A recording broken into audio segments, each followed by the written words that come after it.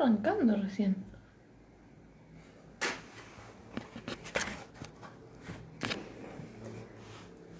Ahí. Bueno, vamos a esperar a que Arturo se conecte. Eh, Mientras tanto, y esperando, bueno, que se sumen más jóvenes. Ahí está, ya lo estoy viendo, Arturo Larrabure. Así que, Arturo, te estamos esperando para empezar nuestra charla.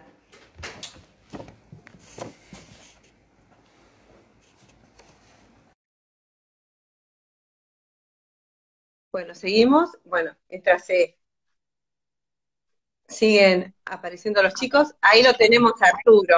Hola, Arturo, ¿cómo estás? Muy bien, ¿me ves? Te veo perfecto, Arturo. Un placer tenerte. Bueno, igualmente, gracias. Bueno, esperamos, se están incorporando los chicos. Uy, a ver, espera que ahí está. Se están. Ahí me preguntaron el link de esto. Ah, perfecto. Después, cuando termine el vivo, yo te voy a pasar el link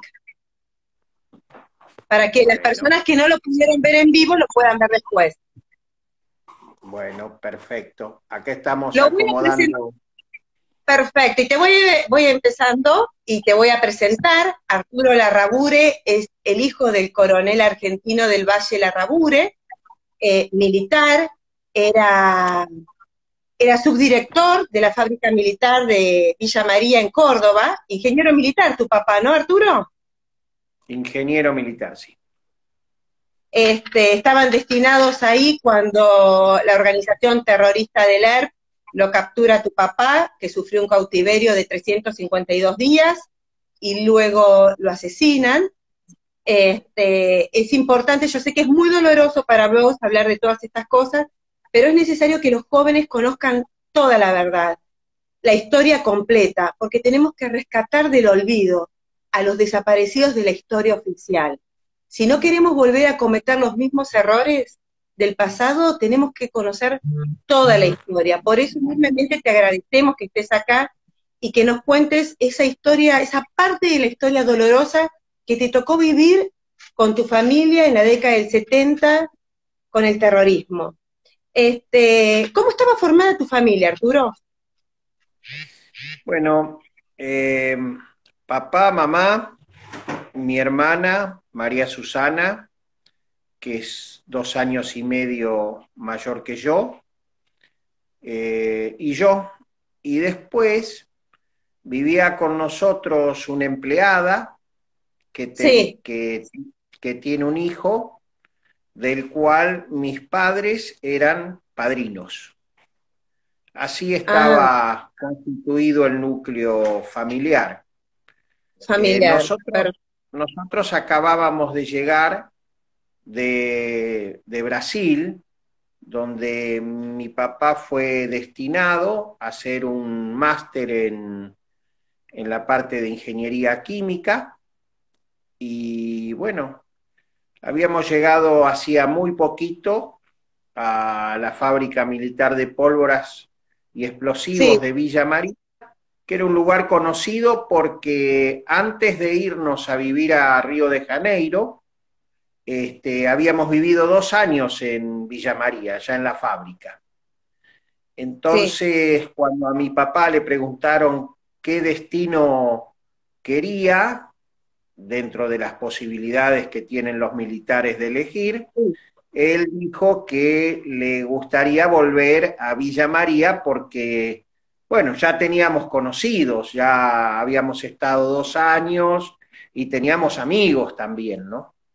Claro, claro. Entonces le dijeron, bueno, perfecto, va a estar como subdirector hasta fin de año y después va a ser el director de la fábrica militar, cosa que no pudo suceder porque en agosto del 74 Fue cuando. atacaron la fábrica y lo secuestraron junto al capitán García, que era otro ingeniero Sí. militar que también estaba destinado allá en la fábrica militar, ¿no? Eso pasó el 11 de agosto del 74. Volvamos un día antes. ¿Cómo era tu vida? Fue el sábado 10 de agosto. ¿Cómo era tu vida ahí en el barrio militar, la de tu familia? ¿Qué estabas Bueno, haciendo tú? nosotros éramos chicos que, como todos los chicos, nos divertíamos jugando al fútbol, eh, andando en bicicleta, es decir, hacíamos todas las actividades que puede hacer un chico o un adolescente a los 15 años. Yendo a bailar los fines de semana porque comenzaban las fiestas de 15. Sí, Y bueno, yo esa tarde, previo al ataque, había sí. jugado con mis amigos, con mis compañeros, había jugado al fútbol. Yo tenía 15 años, mi hermana 18 y mis padres 42. Eran Muy jóvenes, sí. muy jóvenes, sí. Papá era mayor en ese momento, mayor del ejército, como bien dijiste, oficial ingeniero militar, especializado en la parte de química, en la parte de pólvoras y explosivos y todas las cosas relacionadas con eso.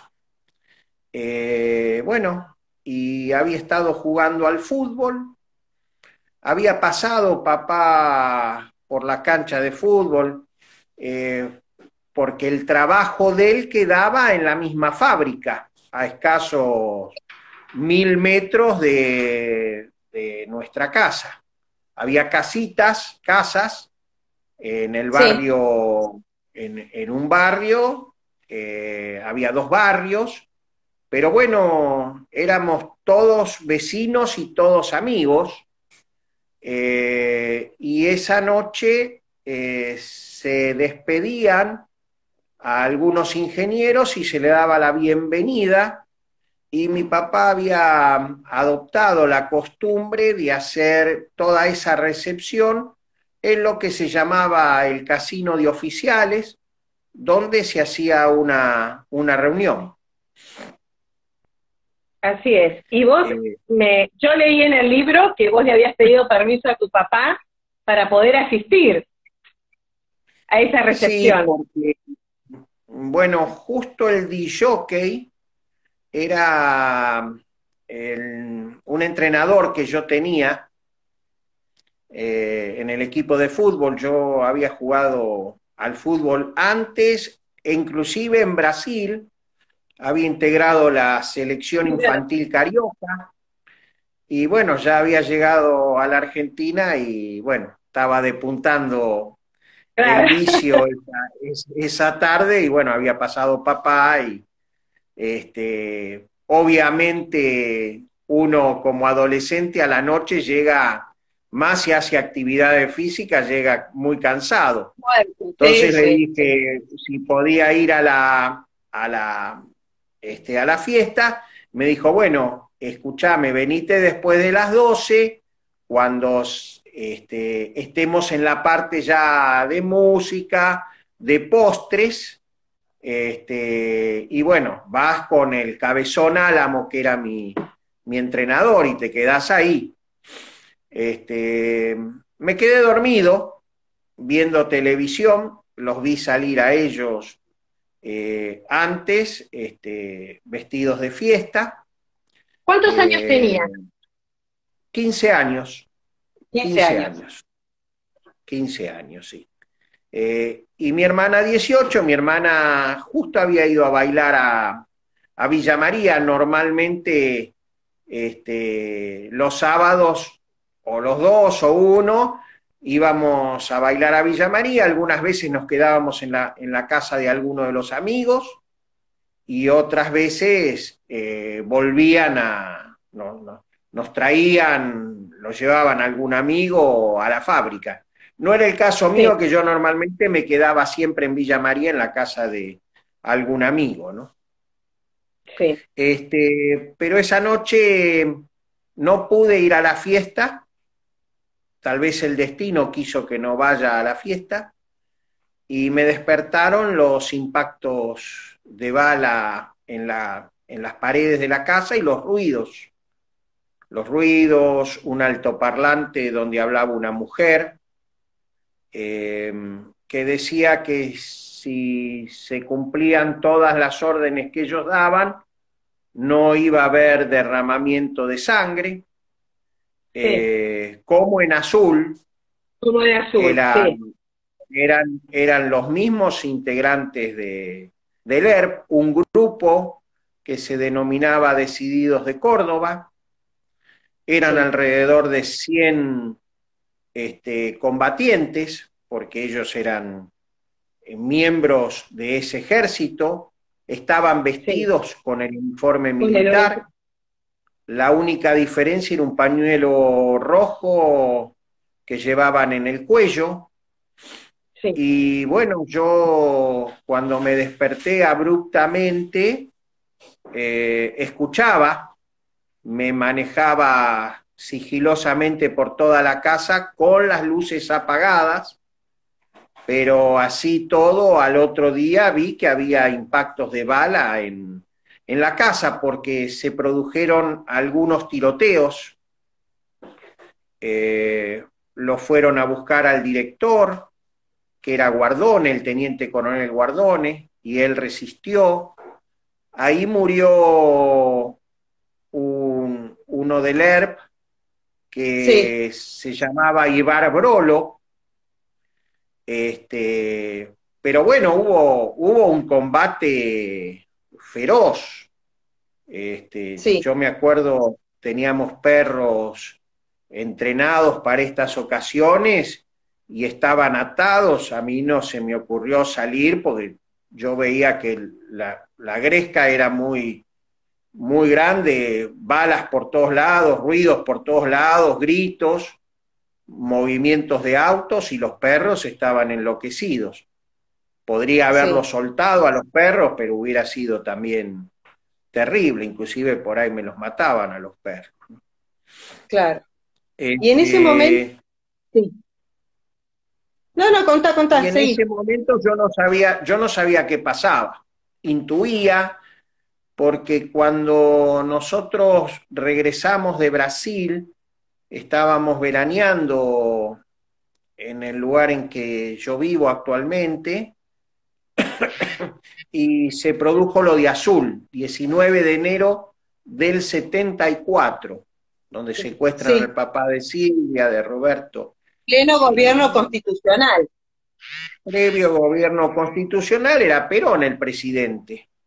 Claro. En el caso del secuestro de mi papá no era Perón, porque Perón muere el 1 de julio del 74, y lo sucede su viuda, que es María Estela Martínez de Perón. Sí. Pero en los dos casos, que son los secuestros más largos que tiene la historia argentina, porque Ibarzábal son 300 días, y papá son 372 días, más de un año. Ah, más de un año. Más de un año.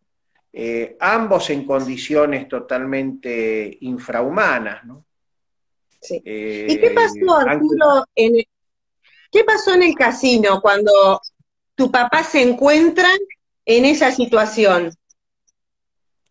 Bueno, piden por él y él automáticamente se identifica. Él se da cuenta que indudablemente, si no hacían lo que estaban pidiendo, iba a haber derramamiento de sangre. Había mucha gente en el casino. Había muchísimos civiles y pocos militares, porque la fábrica militar trabajaban muchos más civiles que militares. Sí. Militares, había 5 militares, pero civiles había cientos, ¿no? Inclusive como operarios en la fábrica, que venían a trabajar desde Villa María, que queda distante de la fábrica, 6 kilómetros la ciudad de Villa María. Y mi padre automáticamente se identifica, lo toman prisionero, lo toman de rehén, piden por García, García también se identifica, lo llevan a un auto y García lo entran por una puerta de atrás y García se resiste, sale corriendo y lo acribillan a balazos por la espalda. Esto sucede enfrente de mi casa. Ay, es decir, yo desde la ventana, esos ruidos que sentía estaban, en ese momento estaba lo de Guardone y estaba lo de García. García tiene 13 impactos de bala en la espalda, por la espalda. Así como está mal herido, lo levantan, lo suben al auto y se lo llevan. Y al día siguiente, a las 6 de la mañana, García aparece en una ambulancia, muy mal herido, pasa meses en terapia intensiva y se salva, porque ninguna de esos impactos de bala toca algún órgano vital. Ah, mira. Después, con los años, García deja el ejército, estudia abogacía, ejerce de abogado y hace muy poco falleció García. Ah, mira, mira. En cambio, García... Se lo llevan a García y se lo llevan a mi padre. Sí. Y a tu papá lo mantuvieron... ¿A dónde se lo llevaron a tu papá? A mi papá, el primer lugar es Córdoba. Sí. Después de las investigaciones que uno fue haciendo, y ahí tenés atrás, te lo he puesto para que, los chicos conozcan del tema del libro que escribí en el año 2004. Acá está el libro. Ahí está, que se llama... Un canto a la patria. Sí, excelente el libro, excelente. Y en realidad es un homenaje que yo le quise hacer a mi papá cuando se cumplieron 30 años. Sí. Por eso lo escribí en el 2004-2005. Y lo presenté para aquella época, ya estábamos en el gobierno de Kirchner, y la verdad fue todo muy complicado, porque las presentaciones fueron muy complicadas y bueno, lo sé. En las librerías era también todo muy complicado. Sí. Pero bueno, así todo, se hicieron 5 reimpresiones, 10.000 ejemplares, y la verdad me quedan muy poquitos que los atesoro muy bien, los tengo acá en casa y los voy vendiendo de a poquito, porque no los quiero llevar más a las librerías, porque bueno, fue realmente... Claro, pero bueno, qué bueno saber que todavía tenés libros, por si alguno quiere leer bien toda la historia, puede conseguir el libro. Y yo vuelvo para atrás. Sí. Vuelvo para atrás un poquito. Vamos a la tarde un rato y vos me dijiste que habías releído un poco el libro en estos días. Bueno, yo también, porque es un libro que yo no, a pesar de hacerlo, no lo leí nunca. Ah, mira, es muy fuerte el libro, muy, muy fuerte. Es muy fuerte, está con muchas imágenes. Sí. Quien fue el editor también era militar, también era ingeniero militar, y también había vivido en Villa María. Mirá. Hicimos una apuesta en que me dijo, no, ¿qué vas a hacer 1000 libros? Hacé 500 porque no se van a vender. Yo le dije que no solo se iban a vender, sino que iba a tener que hacer más impresiones. Y en una semana se agotaron todos los libros. Qué bárbaro. este, Es porque que la es presentación en el una... COPA, yo llevé 500 libros y no quedó ninguno. Y Yo me cuando acuerdo de la llegué, presentación, fue impresionante. sí, cuando llegué al lugar donde vivía, Tres Arroyos, en una semana también se agotaron los 500 libros. Qué O sea que a bárbaro. la semana lo tuve que llamar a este hombre del editorial Ediver y le Sí. dije que falleció muy joven también, eh, lamentablemente, y le dije, mirá, tenemos que hacer otra reimpresión, porque la verdad fue rapidísimo. Y Claro. bueno, eh, Yo te voy a hacer una este, pregunta porque te voy a retraer de nuevo para tu historia, ¿no? Y quedamos en que a tu papá se lo llevaron los guerrilleros del ERP. ¿Qué pasó con tu mamá? ¿Qué pasa en ese bueno, momento con tu mamá? mamá llega alrededor de las 3 de la mañana, la traen, la acompañan unas amigas también de la fábrica militar que estaban en las fiestas. Y yo obviamente le estaba esperando. eh, y bueno, mamá estaba muy mal, obviamente, Sí. no podía estar bien.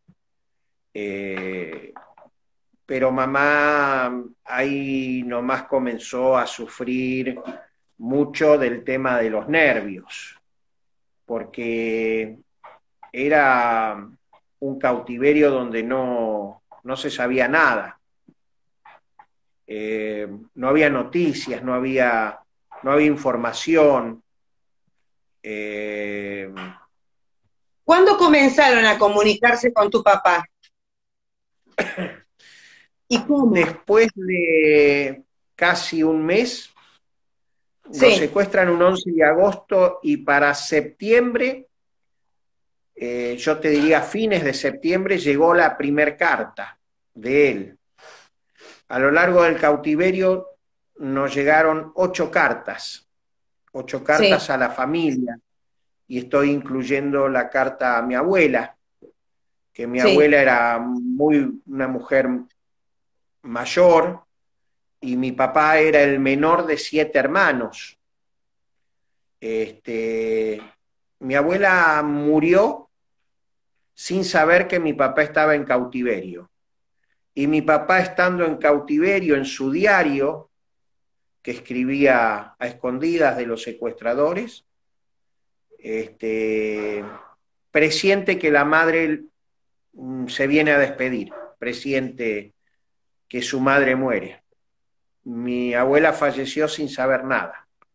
Y él le escribió una carta para el 15 de octubre, porque mi abuela cumplía años el mismo día que mi hermana, 15 de octubre. Sí, Y ese día le dejan escribir 2 cartas, una a su madre y otra a mi hermana, sí. eh, donde realmente va mostrando lo que era como ser humano y como persona, ¿no? Sí, No son solo, impresionantes. Impresionante las cartas de tu papá, impresionante, ahí demuestra el soldado que era y sobre todo los valores humanos que él tenía y sí, que lo ayudaron a sobrellevar su cautiverio. Realmente cuando uno habla del coronel Larrabure, habla de un mártir de nuestra patria, porque sufrió un cautiverio de pie, con la frente en alto. Es impresionante. Por ejemplo, en el diario íntimo de tu papá, les pide a ustedes que sepan perdonar. Eh, decía una de sus cartas, aún suceda lo peor, no deben odiar a nadie y devolver la bofetada poniendo la otra mejilla. Él intuye que no puede salir vivo de ese cautiverio porque ante la proposición de trabajar para el ERP, lo escribe en su diario, ¿no? Mayor, Sí, acepte trabajar para nosotros y será libre. Entonces pregunta, ¿bajo qué circunstancias? Y él le responde, a ese precio no, prefiero la muerte. Hijo mal parido sería trocar este mísero encierro mientras mi alma se envilece en el fango de estos miserables. El diario es tremendo. El Es tremendo. diario aparece en la revista Gente después de que aparece su cuerpo sin vida, ¿no? Sí. Pero bueno, en el año 76 aparece su diario. Y Ah, mira. mi papá apareció muerto el 23 de agosto del 75. Sí.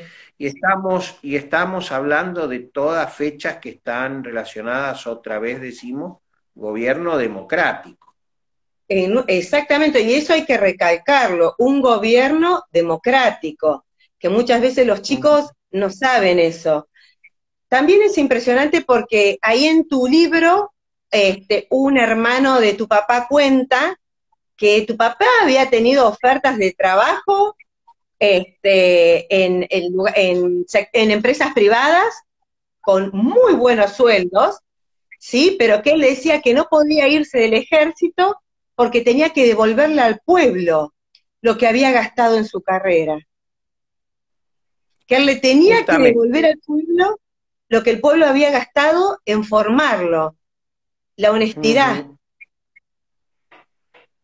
En Brasil había tenido también ofrecimientos de quedarse, y acá cuando llegó, porque una idea de mi papá fue la petroquímica General Mosconi, una idea de él, un proyecto de él, Sí, y los militares que habían trabajado con él en este proyecto se sí, fueron del ejército, eran 3.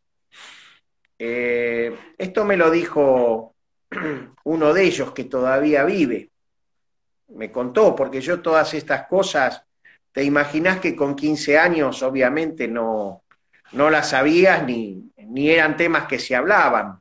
Los temas de charla con mi papá pasaban por el fútbol, pasaban por otras cosas, ¿no? sí, Y este compañero y muy amigo de mi papá me dijo, mirá, la idea del Vasco, porque le decían Vasco, fue la petroquímica, y cuando yo le ofrecí que él venga a trabajar con nosotros, él me dijo, no, yo no puedo dejar al ejército, más que el ejército perdió 2 hombres muy valiosos por ya trabajando en la petroquímica, y yo no puedo trabajar, porque si no, todos estos conocimientos, en ese entonces estaba destinado en la fábrica militar de tolueno sintético, en Campana, sí. cuando Fabricaciones Militares tenía en ese entonces 13 fábricas militares, ¿no? Y bueno, ya hoy creo que quedan Sí, 3 solamente. sí. Entre Y de ellas la Córdoba, fábrica militar de pólvoras y explosivos. claro. Y de Córdoba después, ¿a dónde lo llevaron? Porque él estuvo un tiempo en De Córdoba y después me Córdoba, parece que lo trasladaron. de Córdoba lo Sí, llevaron a Rosario, en lo que ellos tenían como libro de guardia. En noviembre, el 3 de noviembre del 74, hace su ingreso a el lugar donde después es asesinado, que era una mercería que quedaba a escasos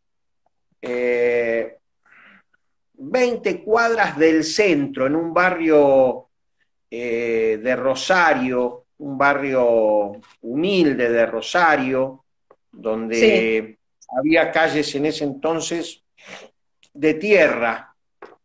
Es una casa que ellos simulaban tener una mercería. Una casa de familia que tenía una mercería. exacto, una donde sí, simulaban eso para que nadie pensara.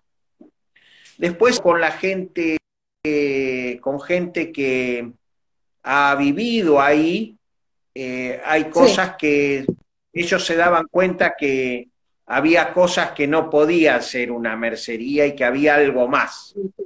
Pero en ese momento, no te olvides que había también un pánico y un miedo atroz porque había muertes todos los días, ¿no? sí, todos los De días. un lado y Y, del otro, de un lado y del otro, ¿no? y en esa casa de familia supuestamente que aparentaba ser, bueno, ser una mercería, ¿dónde lo tenían alojado a tu papá? En un sótano se levantaba, simulaban en una pieza, en un placar, había una tapa que se levantaba y ahí había una escalera que conducía a un sótano burdamente excavado sobre la tierra y ¿Era ahí este? ellos, exactamente, Acá los... eso ellos denominaban cárceles del pueblo. Y uno se pregunta de qué pueblo, ¿no? Porque los carceleros de él tenían capuchas. Él no veía Claro. las caras, ¿Mm? eh, veía las manos y veía que eran manos jóvenes, de personas jóvenes. Eh, y bueno, y veía los ojos de esta gente. Las dimensiones de esos lugares era realmente, mi padre era un hombre alto, no podía, su cuerpo cuando se acostaba, el camastro era de escasas dimensiones, no había baño, tenía un retrete portátil, era una burda cárcel, ni siquiera era algo bien, ni siquiera bien hecho, no había luz natural, las dimensiones eran muy escasas, 2 por 2 por 1 prácticamente. No, Vos te una locura. imaginás en esas No, dimensiones un ser humano eh, y no podía hacer absolutamente nada. Él pedía siempre libros de química, de física, de matemáticas, pero no de sí, los que le proporcionaban, que les daban libros de revolucionarios, Mao Zedong, el Che sí, Guevara, Ho Chi Minh, todos esos libros de las distintas revoluciones que se llevaban a cabo en el mundo, o se estaban llevando, o se habían llevado, ¿no? En todo el mundo. sí. Él pedía libros de su especialidad. Y bueno, entre esos libros que él le daban, él escondía su diario de cautiverio, donde escribía lo que sentía, las vicisitudes que estaba viviendo, ¿no? Y ahí cada tanto pedía escribir alguna carta para fechas importantes para la familia, para además llevarnos tranquilidad de que estaba vivo. Claro. ¿Y quién le llevaba las cartas a ustedes? ¿Cómo era todo el recorrido? Aparecían en distintos lugares, a veces llegaban a la casa de mis abuelos maternos, en distintos lugares, es decir, tenían toda una organización muy, muy buena, no era tan fácil. Trabajaba inteligencia del ejército, pero no, la verdad no era fácil encontrar una persona en la Argentina en ese entonces, ¿no? Claro. No te olvides que han pasado también muchos años y la tecnología de ese entonces no es como la de ahora, pero eh, hoy yo te diría que hasta es casi imposible tener un ser humano más de un año en esas condiciones secuestrado y no encontrar ningún indicio. No, Igual, por ejemplo, uno de sus, de sus, de los que pedían a cambio, porque en determinado momento se habla de un canje. sí, Dentro de los que se van a canjear hay 5. Uno se llama Carlos Ponce de León. Y recuerden este nombre porque les voy a contar algunas cosas también. Carlos Ponce de León había sido el secuestrador de Salustro, que estuvo en sí, cautiverio, y apareció, y cuando apareció, sucede lo mismo que sucedió con Ibarzábal, que no lo entregan vivo al cautivo, lo matan. Lo mismo lo pasó matan. con Salustro, pasó con Ibarzábal. Y Carlos Ponce de León secuestra a Salustro en el año 72, lo, lo encuentran, la parte de inteligencia lo encuentran, lo meten preso, lo juzgan, lo condenan y el 25 de mayo del 73 Cámpora lo libera Qué a bárbaro. Salustro. Días después del 25 de mayo del 73, el 6 de septiembre, Carlos Ponce de León comanda el ataque al Comando de Sanidad. Vos fijate, no pararon, continuaron. No, nunca pararon, nunca Y pararon, ni cuando siquiera salen ahora. claro, ni siquiera ahora, exactamente, ni siquiera ahora. Este, ya, bueno, ya vamos a contar, porque ni siquiera ahora vos te enteraste de la carta que unos guerrilleros del ERP le mandan al ministro Rossi, al ministro de Defensa Rossi, pidiéndoles Exacto. que, ofreciéndoles su ayuda para combatir el tema este de la pandemia del COVID-19. Y le escriben una carta en el mismo papel donde escribían las cartas cuando secuestraban a las personas, con la estrella roja. Estos 3 guerrilleros del ERP que le escriben las cartas siguen usando el uniforme militar, nunca se arrepintieron de nada, con total impunidad, siguen caminando por la calle. Es de no creer. ¿Qué piensas Bueno, lo vos? mismo que pasa con estos 3 que aparecieron ayer y en todas las redes sociales, porque hoy, digamos, uno se entera por las redes sociales. Sí. Lo mismo pasa con Carlos Ponce de León, amnistiado, sale, ataca, después llega Alfonsín, lo libera, después viene el resarcimiento, le dan un montón de plata en indemnizaciones, y hace unos 200 años fue a dar una charla a Tres Arroyos, Carlos Ponce de León. Por supuesto que hablaba de derechos humanos.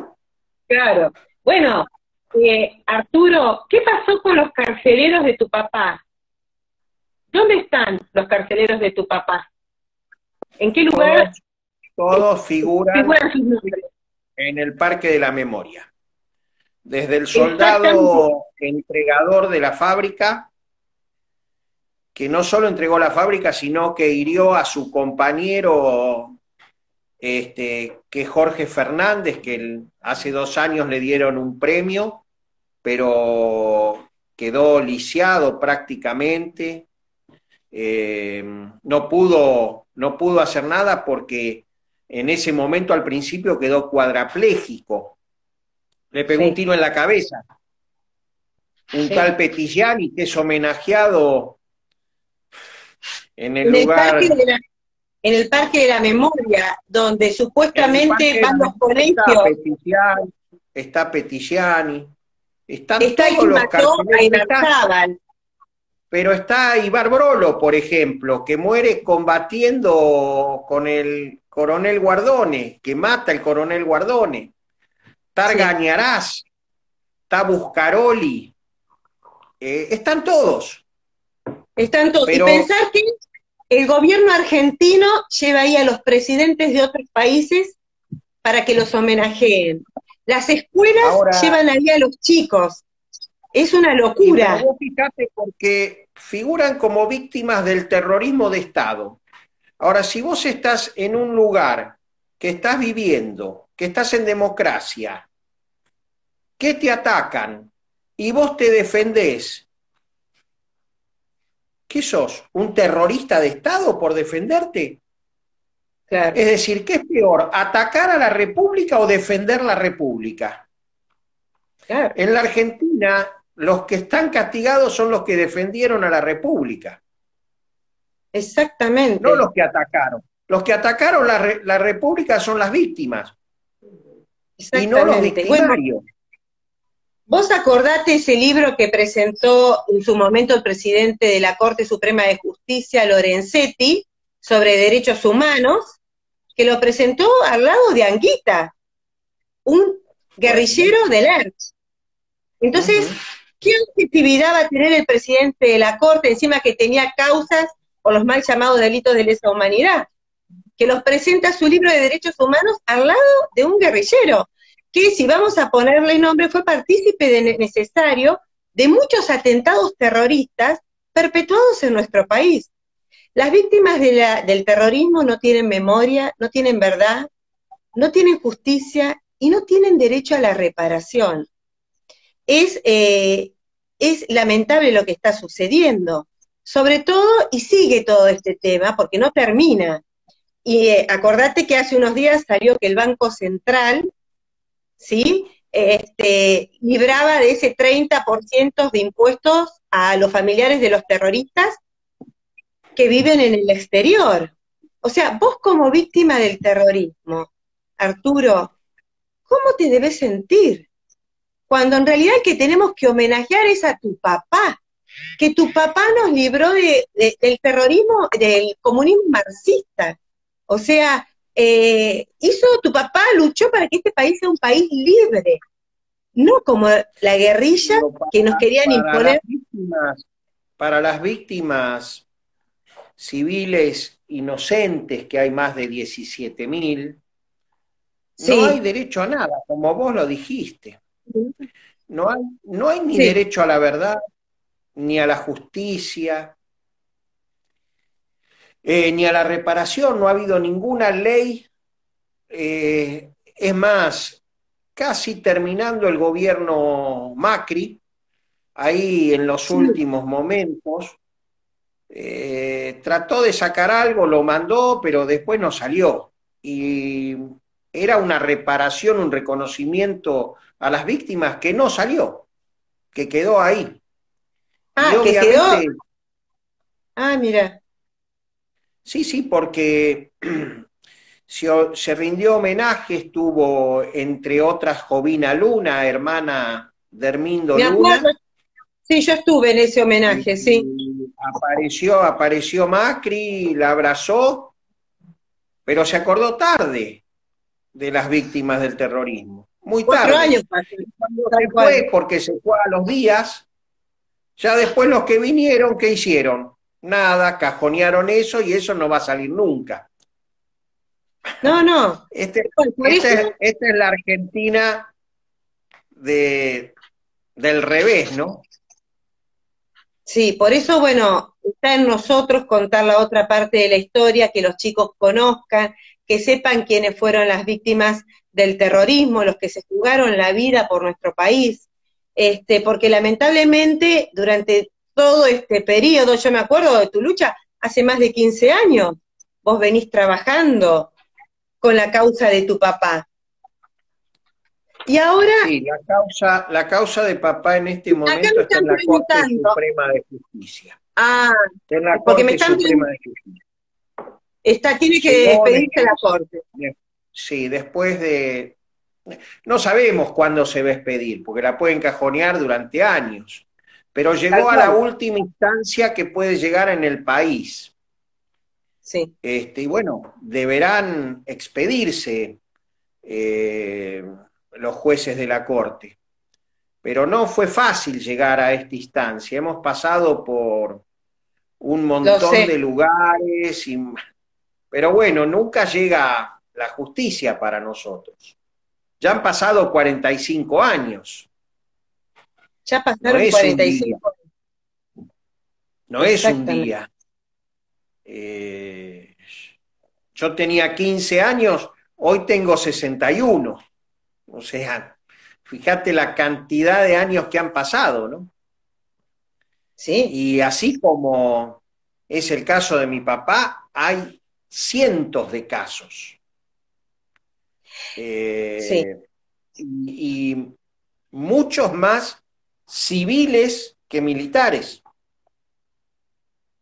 sí. muchos más, porque la gente se cree que fue una lucha entre los militares y los terroristas.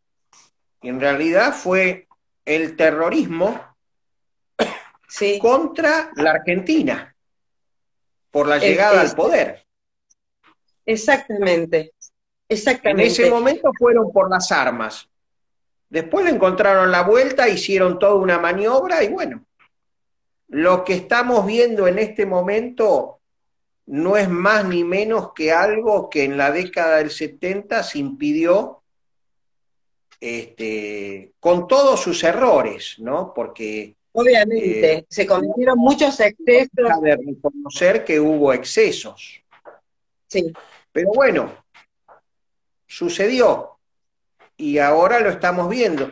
Yo hace muchos años que formo parte del CELTIB, que es una ONG que lucha por las víctimas del terrorismo. Hay otras sí. ONG. Sí, sí, está Este, Javita, hay un montón de ONGs. exacto. Todos tenemos el mismo objetivo, que haya verdad, que haya justicia, que haya reparación. Pero la verdad, no hay ni verdad, ni justicia, ni reparación, ni memoria, no hay nada, no hay historia.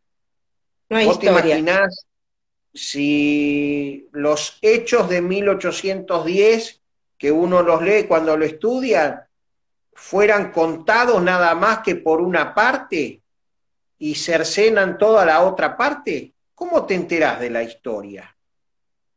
Por eso nosotros damos nuestro testimonio, después está en cada uno creerlo o no creerlo, buscar las fuentes de información.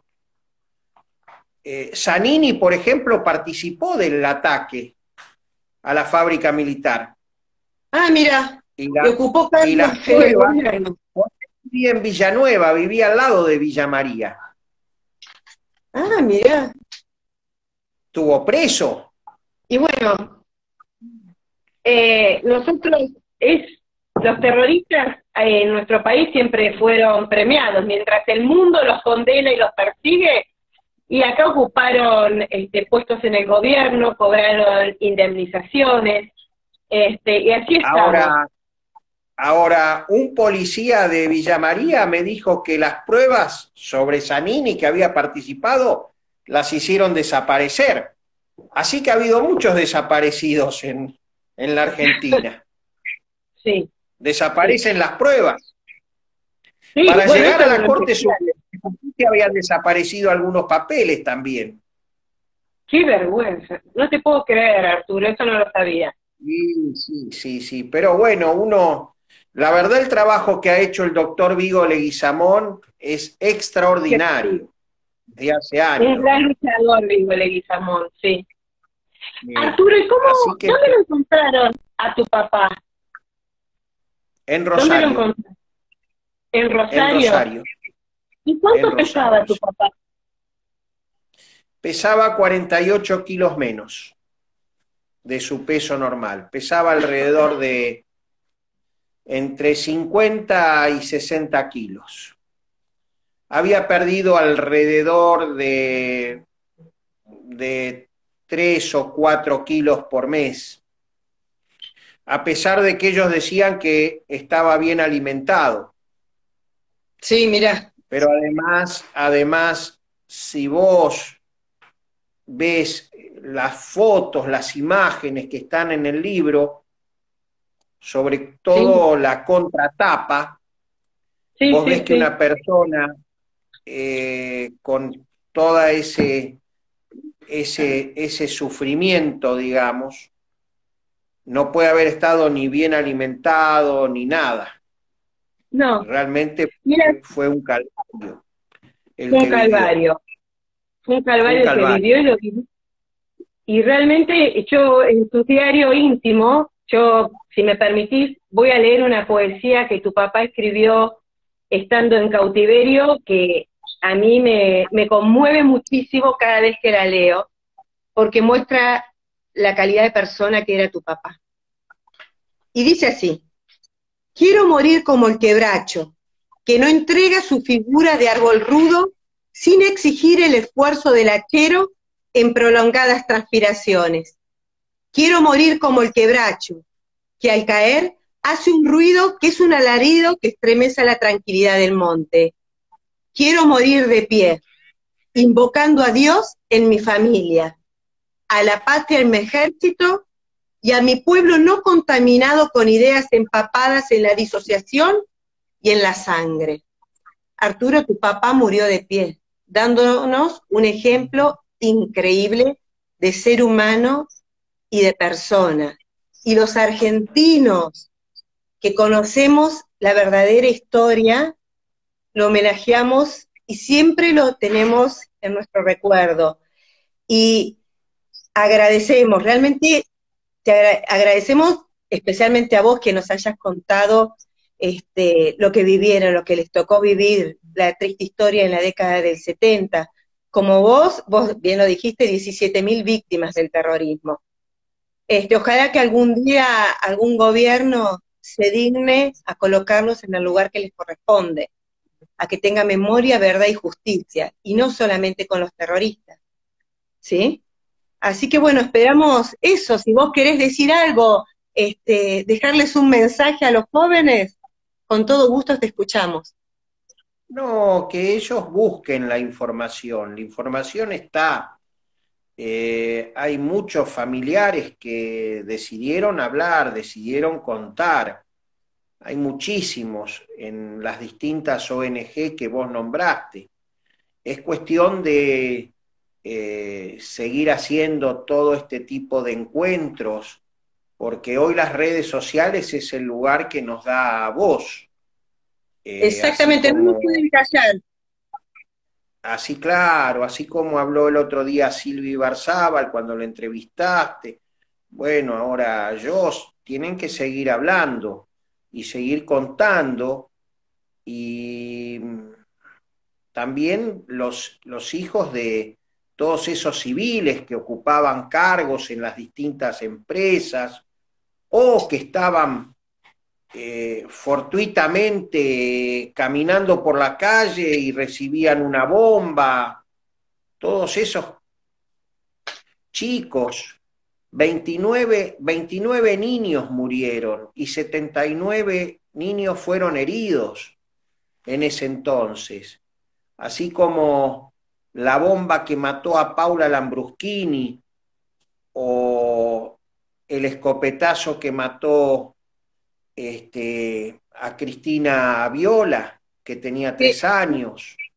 a tu papá, recordemos que fue también el ERP el que mató al capitán Viola, a Cristina Viola, y que hirió también a la hermana de Cristina, también chiquitita, 4 años tenía. A Le María destrozaron la Fernanda. familia. Y sí, pero bueno, a ninguno de todos nosotros nos llegó ni la justicia, ni la verdad, ni la memoria, ninguna reparación. No existimos, Mira, por eso yo digo que somos los nuevos desaparecidos de la luego memoria desapareció. pública. Acá me preguntan, ¿qué busca para el futuro? ¿Qué buscas para el Bueno, futuro? primero que se conozca toda la verdad. Y después yo lo que busco es, por sobre todas las cosas, que haya paz en la Argentina, pero no puede haber paz si hay injusticias, si hay mentiras. Los países no crecen en torno a la mentira. En la mentira no se puede crecer. se tiene que crecer con la verdad, que se escriban libros de historia y que se cuenten en los colegios todo lo que se vivió, de un lado y del otro, que se lean distintos autores, no solo los autores que normalmente se están leyendo en los colegios y en las universidades, y que se rinda homenaje a todos, los que murieron en una década que se transformó en una locura total, ¿no?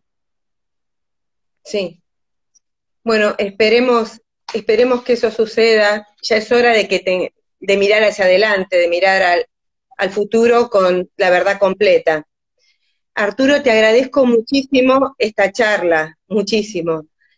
Bueno, y ya saben los chicos que si alguno quiere tener el libro de Arturo Larrabure, que me escriba por privado y yo le mando a Arturo el pedido y vemos cómo Bueno, nos contactamos. ¿Te parece, Arturo? bárbaro, Cecilia. Muchísimas Bueno, gracias a vos y bueno, cuando me necesiten yo voy a estar disponible. sabemos, Arturo. Muchísimas gracias por todo. Gracias. Por nada. Chao, buenas noches. Buenas noches. Ahí está, finalizar video. Sí, finalizamos.